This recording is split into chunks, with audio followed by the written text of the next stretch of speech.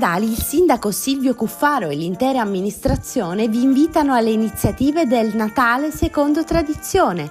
Vie, piazze e musica con le novene che raccontano la storia del Natale, il presepe vivente per ricreare l'atmosfera originale della festa e poi tanta musica, concerti e bande con al centro la natività, degustazione di prodotti tipici con bontà legate alla gastronomia natalizia.